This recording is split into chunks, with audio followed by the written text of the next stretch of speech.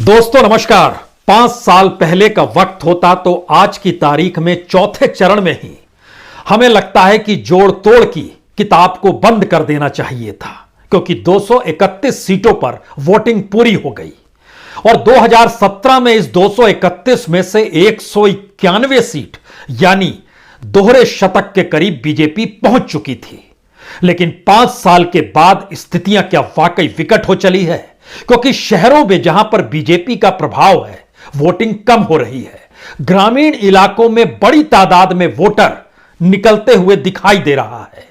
जो जगह अपनी मुद्दों की वजह से योगी के शासनकाल में समूचे उत्तर प्रदेश नहीं बल्कि देश को भी प्रभावित करती रही, वहां पर जातीय समीकरण हावी हो चली है और जातियों के आश्रय अपनी अपनी सहूलियतें और अपनी अपनी परिस्थितियों को टटोलते हुए कहीं ना कहीं कुछ ना कुछ एक बदलाव की सोच पैदा हो रही है।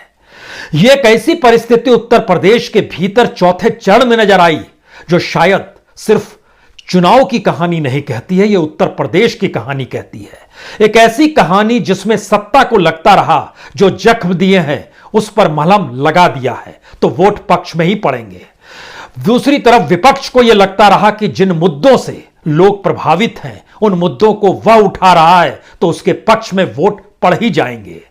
बिल्कुल अलग परिस्थितियां हैं उत्तर प्रदेश की। उत्तर प्रदेश में इससे पहले कभी भी इतना सीधा चुनाव नहीं हुआ था। आमने सामने दो ही पॉलिटिकल पार्टी, हालांकि बीएसपी और कांग्रेस की मौजूदगी है। कांग्रेस का वोट बैंक बढ़ सकता है, बीएसपी का घट भी सकता है, लेकिन इन सवालों से इतर सबसे बड़ा सवाल यह है कि जिन मुद्दों के आश्रय लगातार बीजेपी दावा कर रही है और जिन मुद्दों पर सवार होकर विपक्ष या कहें समाजवादी पार्टी या गठबंधन अपनी जीत के दावे ठोक रहा है, इन तमाम परिस्थितियों को उत्तर प्रदेश के चौथे चरण में मथना शुरू कर दीजिए। क्योंकि 59 सीट में से 51 सीट बीजेपी के पास, सिर्फ 4 सीट ही तो समाजवादी पार्टी के पास थी, लेकिन सिर्फ 4 सीट ही तो उत्तर प्रदेश के 2012 के चुनाव में बीजेपी के पास थी। यानी पूरे 180 डिग्री में परिस्थितियां ने 2012 से 2017 में अगर खड़ा कर दिया तो क्या 2022 कोई नया संदेश देने वाला है? यकीन जानिए यह गजब का चुनाव है, अद्भुत चुनाव है ये। और संदेश ना सिर्फ अलग होगा बल्कि चौंकाने वाले परिणाम की दृष्टि से उत्तर प्रदेश चुनाव हौले हौले बढ़ चला है। क्योंकि आज हमारी टीम ने जो पूरे के पूरे विश्लेषण को सामने रखता है उसे हमको लगता है पहले आप समझ लीजिए, उसके बाद हम सीटों पर आएंगे। क्योंकि 4 जिले, जो 9 जिलों पर वोटिंग हुई है उनमें से 4 जिले बेहद गरीब हैं। बीजेपी को लगता रहा कि हमने लाभार्थी पैदा किए हैं तो लाभार्थी जो है उस गरीबी को ढक देगा जहां हमने अनाज दिया है, और यह दावा वो अभी भी ठोक रहा है। और जिन्हें अनाज मिला है, नून तेल मिला है, वो ये कह भी रहे हैं कि दरअसल बड़ी राहत थी। तो क्या वाकई ये जीत की दिशा में ले जाने की स्थिति को पैदा करता है? पहला सवाल यह है। दूसरा सवाल, 7 जिले ऐसे हैं जो बुरे तरीके से आवारा पशुओं से परेशान हैं, लेकिन इन आवारा पशुओं से परेशान बीते 5 बरस के बाद जो नई स्थिति निकल कर आई किसानों के सामने और सत्ता ने अपने पक्ष में जिन चीजों को रखा था वह भी आज वोटिंग पैटर्न में खुले तौर पर उभरा है। सबसे बड़ी बात तो यह है जो गौशालाएं खुली हैं वह नवंबर के बाद से खुलनी शुरू हुई। कुछ नवंबर में खुली, कुछ दिसंबर में, कुछ जनवरी में, और हम लोग फरवरी के महीने में संवाद कर रहे हैं। तो सोचिए इससे पहले क्या परिस्थिति रही होगी। लेकिन जब प्रधानमंत्री ने अपने भाषण में जिक्र कर दिया कि आवारा पशुओं को आने वाले वक्त में जब हमारी सत्ता होगी आप घरों में बांधेंगे क्योंकि यह कमाई का जरिया होगा, और गोबर तक पहुंच गए, तो लोगों के भीतर एक सवाल थे कि शुरुआत प्रधानमंत्री ने दंगों से की थी, फिर पलायन पे आए, वहां भी नहीं रुके, उसके बाद बुलडोजर का जिक्र शुरू हो गया और योगी आदित्यनाथ की वाहवाही शुरू हो गई। वहां से निकले तो असुरक्षा, और उस दौर में जो असुरक्षा की परिस्थिति अखिलेश यादव के दौर में थी वह भी लोगों के जहन में कहीं ना कहीं रेंगना शुरू हो गया। वहां से निकले तो आतंकवाद सामने था और उसके बाद आवारा पशु और गोबर का जिक्र था। इतना ही नहीं, इस दौर में लोगों ने यह भी देखा कि रूस और यूक्रेन के बीच की परिस्थिति में भारत कितना सुदृढ़ और सुरक्षित होना चाहिए, इसीलिए आप वोट डालिए। यानी गजब की परिस्थितियां हैं। ऐसा ढलान शायद इससे पहले प्रधानमंत्री के भाषण में कभी नहीं आया होगा। और आज उस ढलान का एक आखिरी चरम था जब उन्होंने परिवार वालों से जिक्र किया कि आपको तो मुस्लिम लड़कियों की फिक्र ही नहीं है। अजीबोगरीब लग सकता है, लेकिन हमारी टीम ने बताया कि ये सारी बातें आज के वोटिंग पैटर्न का हिस्सा है जो लोगों के भीतर सवाल खड़ा कर रहा है, क्योंकि शहरों में महंगाई और बेरोजगारी को लेकर गजब का रिएक्शन, और इसके दायरे में लखनऊ भी आ गया। वही लखनऊ जहां से योगी आदित्यनाथ के दौर में 7 मंत्री हैं। इससे पहले कभी इतने मंत्री रहे नहीं। जब उसका एनालिसिस करने हम लोग बैठे तो पता चला कि एक उप मुख्यमंत्री दिनेश शर्मा, 3 कैबिनेट मंत्री हैं, ब्रजेश पाठक, आशुतोष टंडन, रीता बहुगुणा बनी थी, फिर वो सांसद हो गई। उसके बाद 3 ऐसे हैं जिसमें स्वाति सिंह थी, उसके बाद महेंद्र सिंह थे और मोहसिन रजा थे। ये चुनाव नहीं लड़ रहे हैं, लेकिन फिर भी लखनऊ का किला बचेगा या नहीं बचेगा, आज का मंत्र यही है और ग्राउंड जीरो यही है कि इतनी बड़ी तादाद में मंत्रियों को बना दिया और उस इलाके की पहचान अटल बिहारी वाजपेयी के साथ रही है, लेकिन आज की तारीख में वाजपेयी का नाम लेने वाला बीजेपी में भी कोई नहीं। यह कौन सी परिस्थिति और इन परिस्थितियों का प्रभाव नीचे तक कैसे गया, इसका दूसरा असर लखीमपुर में नजर आया, जब देश के गृह राज्य मंत्री चारों तरफ अपनी फौज को लिए हुए चल रहे थे, जो कि सरकारी फौज थी और उनके हाथों में बंदूक थी। लगा ऐसे कि बंदूक के साए में लोकतंत्र को जीने के लिए देश के गृह राज्य मंत्री आशीष मिश्रा टेनी चल पड़े हैं। कमाल की परिस्थिति है ये। और इस परिस्थिति का असल हिस्सा जो नजर आया, उसमें पहली बार युवाओं का गुस्सा भी और ब्राह्मणों का आक्रोश भी नजर आया। यादवों की खामोशी भी नजर आई। जाटव, राजभर, निषाद का अपने वोट बैंक को सहेजने की दिशा में भी चीजें नजर आई। मुस्लिम अपने तौर पर बिखरने को बिल्कुल तैयार नहीं है। और जब लगातार इन आवाजों को गुंजाया जा रहा है कि कितनी बड़ी तादाद में अस्पतालों की संख्या बढ़ गई, कितनी बड़ी तादाद में एयरपोर्ट बढ़ गए, सबका असर इस वोटिंग पैटर्न पर जरूर आया है जो आज वोटिंग हुई है। शायद इसीलिए आज जिन 59 सीटों का हमें लगता है जिक्र आपको करें, उससे पहले एक बात और जहन में रखिए। कद्दावर नेताओं की साख भी दांव पर है, जिसका जिक्र हमने कल भी किया था। अपने अपने तरीके से उनको बिल्कुल दरकिनार कर दिया गया। इस चुनाव के वोटिंग पैटर्न में नजर आया। ना तो रायबरेली में सोनिया गांधी का जिक्र था जो टेलीविजन स्क्रीन पर आकर संबोधित कर रही थी, ना राजनाथ सिंह का जिक्र था जो लखनऊ, रायबरेली, सीतापुर में घूमते हुए नजर आ रहे थे, ना ही स्मृति ईरानी का जिक्र था जो अमेठी से सांसद हैं लेकिन रायबरेली पर भी अपनी हनक दिखलाती हैं, ना ही प्रियंका गांधी का उस परिस्थिति में जिक्र था जहां वो सबको सहेज कर कांग्रेस के संगठन और उसके वोट बैंक को विस्तार देना चाहती है, ना साध्वी निरंजन देवी का फतेहपुर में जिक्र था, ना अजय मिश्र टेनी का लखीमपुर में जिक्र था, ना कौशल किशोर का मोहनलालगंज जो कि लखनऊ का इलाका वहां से सांसद है, ना उनका जिक्र था। नरेश अग्रवाल का जिक्र जरूर था जो हरदोई में थे, वहां पर उनका बेटा चुनाव लड़ रहा है। तो हरदोई की सीट बेटे के लिए बहुत ही सुरक्षित उन्होंने बना ली, जो ताना बाना बुना है। 2 पीढ़ियां एक साथ मैदान में है, एक प्रचार और बाकी चीजों के अपने अनुभव के साथ और बेटा मैदान में। तो नितिन अग्रवाल के लिए एक अनुकूल परिस्थिति। वहां पर समाजवादी पार्टी के अनिल वर्मा मौजूद हैं, लेकिन कुछ सवाल टक्कर की दिशा में इस सीट पर इसलिए चले गए क्योंकि कभी भी सोचा किसी ने नहीं था कि इस रूप में कभी भी अपने तौर पर नितिन अग्रवाल निकल कर आएंगे बीजेपी की सीट के साथ। ये सारे सवाल बड़े प्रभावित करने लगे। और जब नरेश अग्रवाल को लेकर सवाल उठा तो उनको बार बार समाजवादी पार्टी से जोड़ने की परिस्थिति में लोग आते, लेकिन फिर उसके बाद भटक जाते। यह परिस्थिति एक अलग है।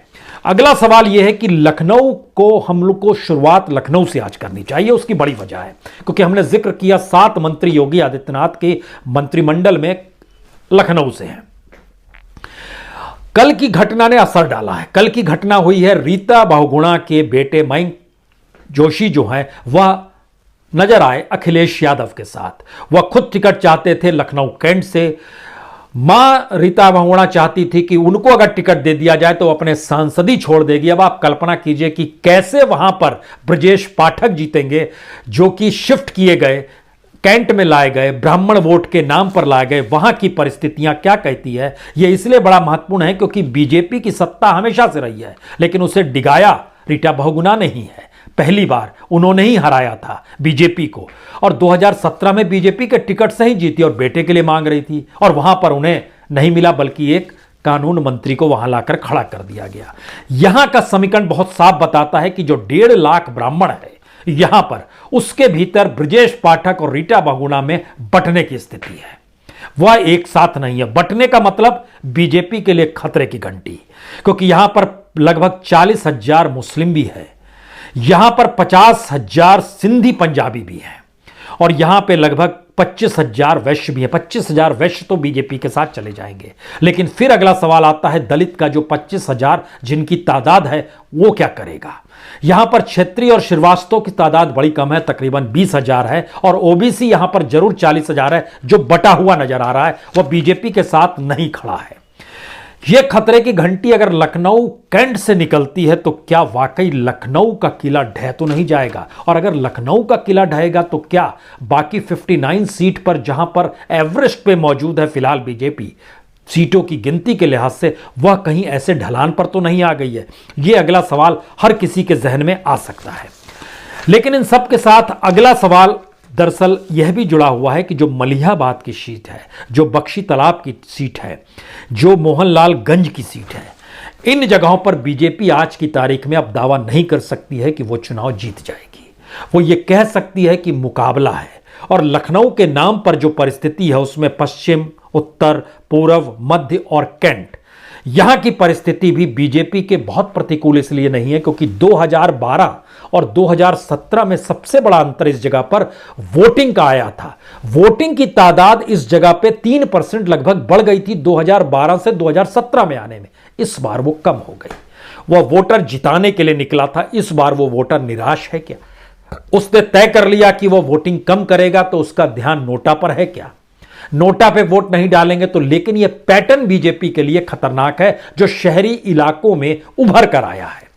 और यह परिस्थिति बहुत साफ तौर पर बताती है कि खास तौर से जो समाजवादी पार्टी 2012 में, जब हम आपसे जिक्र आज इसलिए कर रहे हैं क्योंकि 2012 में जब समाजवादी पार्टी जीती थी तब बीजेपी कहीं नहीं थी, सामने मायावती खड़ी थी। इस वक्त बीजेपी और समाजवादी पार्टी अगर आमने सामने है तो मायावती साइलेंट है। साइलेंट वोटर इस बार रहना नहीं चाहता है।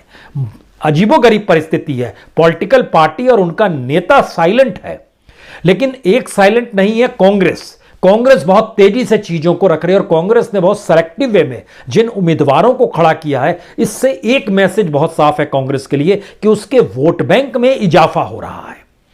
लेकिन वह किसी सीट पर जीत पाएगा या नहीं जीत पाएगा, क्योंकि अगर हम रायबरेली की दिशा में भी चले जाएं तो भी एक सवाल आएगा कि रायबरेली में भी तो जो 2 सीट पिछली बार कांग्रेस जीती थी, दोनों सीटें तो इस वक्त दोनों उम्मीदवारों के साथ बीजेपी के साथ खड़ी है। तब क्या होगा? यह सवाल इसलिए कहीं ज्यादा महत्वपूर्ण है क्योंकि हरचंदपुर और रायबरेली की सीट आदित्य सिंह और राकेश सिंह जो है, ये कांग्रेस को छोड़कर बीजेपी में चले गए। लेकिन यहां पर कांग्रेस की विचारधारा और बीजेपी से टकराते हुए राहुल गांधी, प्रियंका गांधी का दिखना या कांग्रेस का दिखना, यह बीजेपी को जिता देगी ये नहीं कह सकते हैं, लेकिन कांग्रेस को वोट बैंक बढ़ाएगी।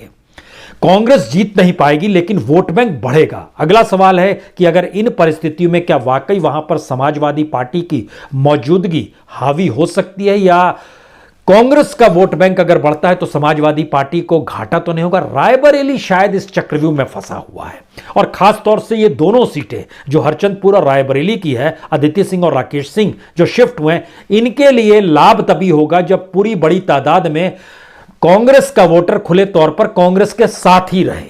कांग्रेस के साथ से अगर वह समाजवादी पार्टी पे की तरफ झुक रहा है तो 2-3 चीजें और नजर आ रही है। कांग्रेस को जो वोट मिल रहे हैं वह बीएसपी और बीजेपी से छितरे हुए वोट मिल रहे हैं जो वहां से साथ छोड़ रहे हैं। समाजवादी पार्टी को जो वोट मिल रहे हैं वह बीएसपी से और कांग्रेस से हटने वाले वोट मिल रहे हैं, और जो बीएसपी को वोट मिल रहे हैं वह बीएसपी के वो साइलेंट वोटर भी एक साथ आएंगे या नहीं आएंगे। तो ध्यान दीजिए, हमने कहीं भी बीजेपी का जिक्र नहीं किया। बीजेपी की सबसे बड़ी मुसीबत यह है कि उसने तमाम राजनीतिक प्रयोग जो 2017 में किए वह चरम था, और वहीं से उसका वर्चस्व था और वही लिए वह सबसे ज्यादा सीटों पर थी, जो हम आपसे जिक्र कर गए कि 231 सीटों पर वोटिंग आज की तारीख में पूरी हो गई। 191 सीट वह जीती थी, लेकिन आज की तारीख में क्या वो सैकड़े के नजदीक है या नहीं है, यह भी एक सवाल है। इस सवालों के अंश में चौथे चरण पर दोबारा लौटिए और जरा समझने की कोशिश कीजिए, जो खास तौर से अलग अलग जिलों की सबसे महत्वपूर्ण सीट है। निधासन की सीट, यह लखीमपुर खीरी में आता है। यहां पर बीजेपी के शशांक वर्मा, जो पूर्व कैबिनेट मिनिस्टर एमएलए के रामकुमार वर्मा के, उनके लिए खतरे की घंटी नहीं, उनके लिए बहुत ही मुश्किल है। यहां पर समाजवादी पार्टी के आरएस कुशवाहा जो है, उनकी स्थिति कॉम्पिटिटिवली बहुत मजबूत है। और इसकी सबसे बड़ी वजह यह है कि इस निधासन के इलाके में यहां पर प्रभाव जरूर है, लेकिन जिस नेता का प्रभाव है, अगर वह अपने तौर पर, जो टेनी है, जब अपने तौर पर ही बंदूक के साए में वोटिंग देने जाने निकलते हैं, तो कल्पना कीजिए कि इस इलाके में कितना गुस्सा होगा और इसका असर लखीमपुर खीरी में क्या होगा। लेकिन एक नई चीज नजर आई, जितिन प्रसाद का ब्राह्मणों के भीतर प्रभाव इस टेनी से ज्यादा है, इस इलाके के भीतर में। और जितिन प्रसाद को शायद इसी सोच के साथ लाया गया कि उनके प्रभाव तले ब्राह्मण जो रूठे हुए हैं, खास तौर से योगी आदित्यनाथ को लेकर, उसकी भरपाई हो जाएगी। लेकिन क्या उसकी भरपाई हो गई, ब्राह्मण उनके साथ आया? इसका जवाब अभी तो 10 तारीख को मिलेगा। लेकिन आज वोटिंग पैटर्न में नजर आया, कुछ हद तक सहेजने और संभालने में जितिन प्रसाद के अपने वोटर जरूर रहे, लेकिन यह जीत दिला देंगे, यह असंभव है। यह मैसेज बहुत बड़ा है। इसके बाद आइए, जिक्र हमको लगता है तुरंत हम कुछ महत्वपूर्ण सीटों का जिक्र कर रहे थे। बांदा की तिंदवारी सीट का जिक्र इसलिए भी करना जरूरी है क्योंकि यहां से तो समाजवादी पार्टी के हिस्से में जो बीजेपी छोड़कर आए हैं, ब्रजेश प्रजापति जो स्वामी प्रसाद मौर्य के साथ निकल कर आए थे, और इन्हीं की तस्वीर स्क्रीन पर उस दिन बार बार रेंग रही थी, इनकी स्थिति को लेकर सवाल था क्या ये जीत जाएंगे जब इन्होंने पार्टी बदल ली। महत्वपूर्ण यह है कि बांदा के इलाके के जो सवाल हैं, उन सवालों को बीजेपी समझ ही नहीं पाए और यहां पर आवारा पशुओं के बड़े जबरदस्त सवाल हैं। ये एक परिवर्तन की दिशा में शायद विधायक महोदय ने बीजेपी में रहते हुए पढ़ लिया था इसे, और अगर वो शिफ्ट हो जाएंगे तो उनको वोट नहीं मिल रहा है बल्कि परिवर्तन की दिशा में वोट जा रहा है। यह स्थिति तिंदवारा की खुले तौर पर है। और यहां पर बीजेपी ने रामकेश निषाद को खड़ा किया था, बसपा ने जयराम सिंह को खड़ा किया था, कोई मायने रखता नहीं है। स्थिति थोड़ी बहुत साफ बांदा में साइलेंटली नजर आने लगी। रायबरेली की हमने आपको, फतेहपुर की सीट, 2 सीटों का जिक्र, बड़ा महत्वपूर्ण सीट है क्योंकि यहां से जेल मंत्री जय कुमार सिंह भी अपने तौर पर बिंदगी से चुनाव लड़ रहे हैं। वह भी, उनकी भी दाव साख पर उनके सामने रामेश्वर दयाल है। यहां पर जेल मंत्री की स्थिति शायद विधायकों को लेकर कहीं जेल की परिस्थितियों में अपने आप को वहां का वोटर भी देख रहा है, क्योंकि बांदा का सवाल यह था कि जब आवारा पशु घूमते हैं और देश के प्रधानमंत्री कहते हैं कि हम गोबर का फार्मूला लाएंगे, आवारा पशुओं का फार्मूला लाएंगे, चुन के आ जाएंगे, लोग बड़े आहत हैं इससे। प्रधानमंत्री के भाषण लिखने वाले या उनको यहां का गणित समझाने वाले नहीं समझा पाए कि चुनाव के वक्त आप उन गड़े मुर्दों को अगर उखाड़ कर मेन स्ट्रीम में ले आइएगा तो फिर वो गड़े मुर्दे अगर जख्म दे चुके हैं तो वो जख्म में ये नमक छिड़कने के समान होता है। और शायद इसीलिए ये लगातार लहर जो नजर आ रही है अंडर करंट के तौर पर, जो लगातार डायरेक्ट फाइट की दिशा में समाजवादी पार्टी को लाकर खड़ा कर चुकी है, शायद उसकी सबसे बड़ी वजह उन नमक छिड़कने की परिस्थितियां भी हैं जो अलग अलग मुद्दों के आसरे लगातार लोगों को परेशान कर रही है कि आप आते क्यों नहीं है, आपने अच्छा काम किया, हमने मान लिया, तो आप जिक्र कीजिए ना। लेकिन जैसे ही आप जिक्र करते हैं तो हमें पता नहीं क्यों अपने मुद्दों की याद आ जाती है। यह भी बात है। वहीं की एक दूसरी सीट है हुसैनगंज की, जिसमें रणविंद्र प्रताप सिंह जो कि कृषि राज्य मंत्री हैं और सामने उषा मौर्य है। इनकी स्थिति भी कृषि राज्य मंत्री हैं, बड़ी परेशानी वाली है। हमने एक चीज नोट की कि जो चेहरे हैं, जो पद पाए हुए चेहरे, उनके लिए इस चुनाव में बड़ी मुश्किल होने वाली है। हालांकि बीजेपी ने अपने तौर पर बहुत सारे एमएलएस को हटा दिया, टिकट काट दिया, दर्जनों नहीं वो सैकड़ों की परिस्थिति में भी आकर खड़े हो गए, लेकिन स्थिति सुधरी नहीं है। उनके प्रति राय बड़ी खराब है।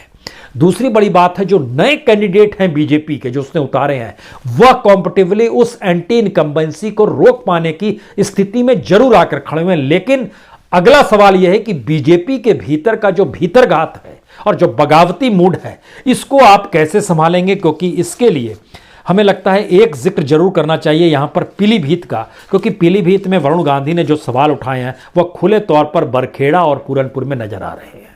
यहां से बीजेपी के लिए जीतना बड़ा मुश्किल सवाल है।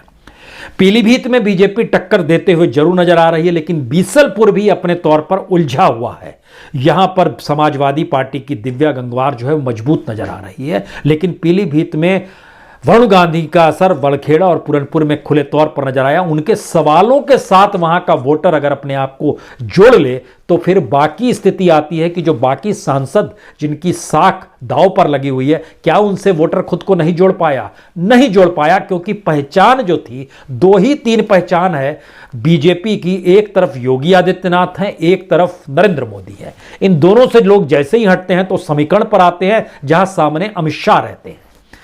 इसके अलावा बीजेपी के भीतर झांक पाने की परिस्थिति में ना तो केशव प्रसाद मौर्य को लेकर है, ना दिनेश शर्मा को लेकर है, ना ही उन मंत्रियों की फहरिस्त है जो मंत्री थे, लेकिन उनसे भी सरोकार और उनके साथ सांस्कृतिक सामाजिक परिस्थितियां भी वोटर खुद को जोड़ ही नहीं पा रहा था, या तो वह योगी को या मोदी को।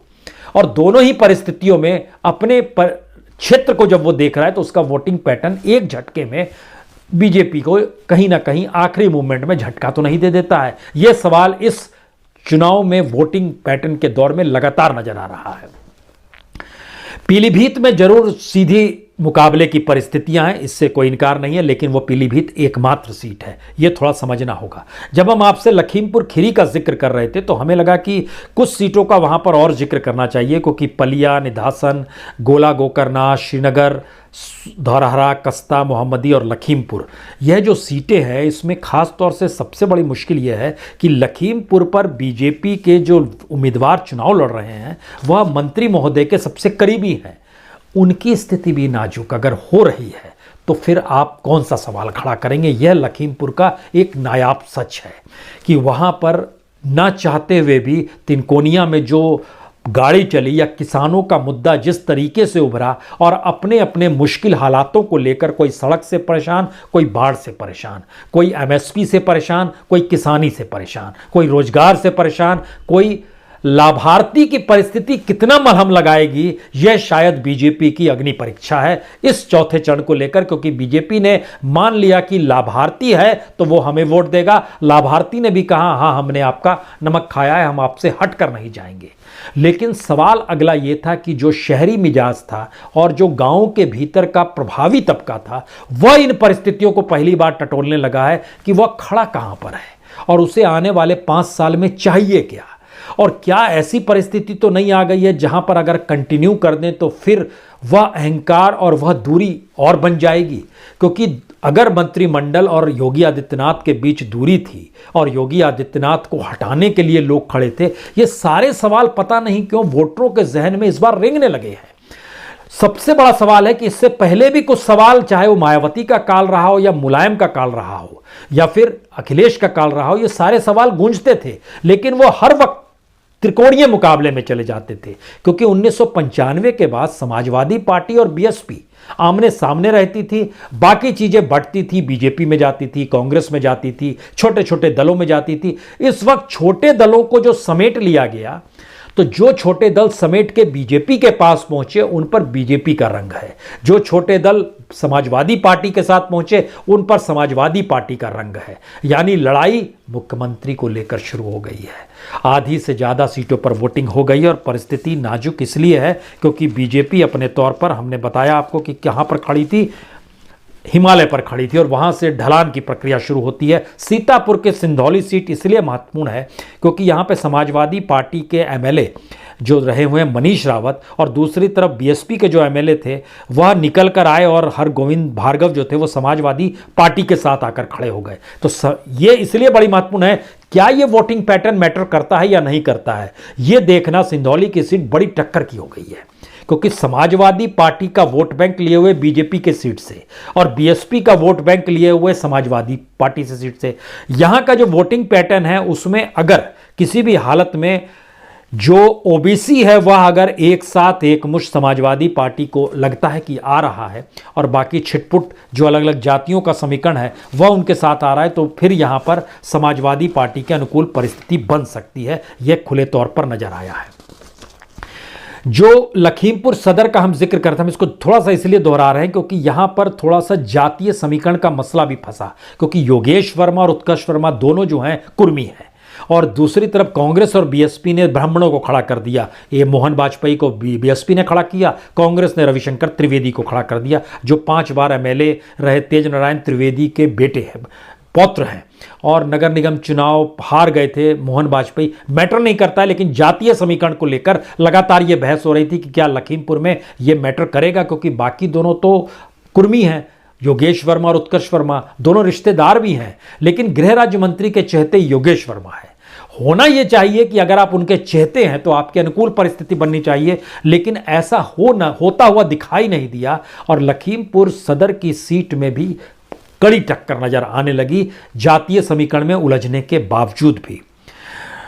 निधासन की सीट का हमने जिक्र कर दिया, पूर्वा उन्नाव की सीट का जिक्र करने की जरूरत है, क्योंकि यहां पर आपके जहन में आना चाहिए कांग्रेस ने टिकट जो दिया है वो मुनव्वर राणा की बेटी को दिया है, उरूसा को टिकट दिया है, लेकिन वह चुनाव जीत नहीं पाएंगी।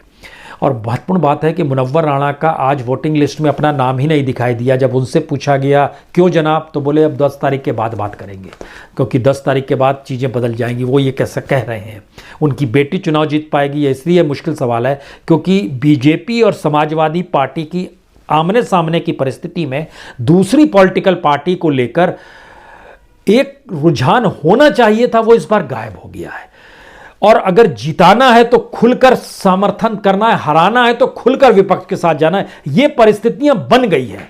और ये परिस्थिति तीसरे चरण के बाद खासतौर से बड़ी तेजी से बनी है, और इसलिए तीसरे चरण ने बड़ा बंटाधार किया बीजेपी का, जिसका हम जिक्र करते हैं। जो चौथे चरण में उसका असर नजर आने लगा। उन्नाव सदर की सीट बीजेपी के एमएलए पंकज गुप्ता यहां से, समाजवादी पार्टी के अभिनय कुमार यहां से, बीएसपी के देवेंद्र सिंह यहां पर भी मुकाबला कांटे का हो गया। और यह कोई आसान नहीं है कि बीजेपी इस बात का जिक्र कर दे यहां पर कि वह चुनाव जीत जाएगी। हमारी टीम ने एक चीज और यहां पर निकाली है, जो खास तौर से इस बात का जिक्र था कि लखनऊ कैंट का जब जिक्र कीजिएगा तो उसमें इस बात को जिक्र कर दिया कि लखनऊ कैंट में ब्रजेश पाठक, सरोजनी नगर में ईडी के राजेश्वर सिंह, इनकी हालत भी खस्ता है। इनके खिलाफ अभिषेक मिश्रा हैं। अभिषेक मिश्रा लगातार कहते हैं मैं प्रोफेसर रहा हूं, IIM पढ़ाता था, ये ईडी से आए हैं, तय आप कीजिए प्रोफेसर को चुनिएगा या पुलिस वाले को चुनिएगा। तो शायद ये शहरी मिजाज है, ईडी की मौजूदगी है, ईडी को लेकर इस देश के भीतर जितने सवाल हैं, वह सवाल कितने अच्छे हैं कितने बुरे हैं ये दूर की गोटी है, लेकिन इंस्टीट्यूशन अगर सत्ता के साथ मिल जाए तो वोटरों को यह मैसेज देना है, और वोटर का मैसेज देने की स्थिति में आ रहा है। तो यह एक नई परिस्थिति है, जो परिस्थिति नजर आ रही थी हमको इत्र वाले मामले को लेकर भी। वहां पर जब ये IPS थे असीम अरुण, उनकी भी परिस्थिति नाजुक चल रही थी। वो टक्कर से ज़्यादा नाजुक एक दूसरा शब्द होता है। तो यहाँ पर भी ईडी राजेश्वर सिंह के लिए कितनी अनुकूल परिस्थिति होगी यह बताने की जरूरत होनी चाहिए, लेकिन अभिषेक मिश्रा कॉम्परेटिवली ज़्यादा मजबूत स्थिति में नजर भी आए, जो वोटिंग की स्थिति नजर आ रही है।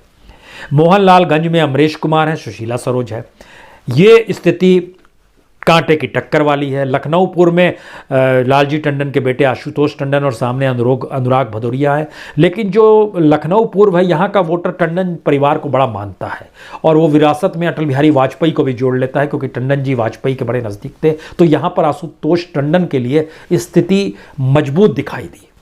ये सारी परिस्थितियां अपने तौर पर बताती है कि पहली बार उत्तर प्रदेश के भीतर में जो पूरा का पूरा वोटिंग पैटर्न है, वो चाहे फतेहपुर हो, चाहे रायबरेली हो, चाहे अपने तौर पर उन जगहों की पहचान हो जो लखनऊ और शहरी मिजाज को जी रहे हैं, उस पूरी परिस्थिति में समाजवादी पार्टी और बीजेपी अपने दावे के साथ खड़ी है, लेकिन वोटर एक ढलान की परिस्थिति बीजेपी के लिए खड़ी कर रहा है, और यह शायद बीजेपी के लिए अच्छी खबर नहीं है।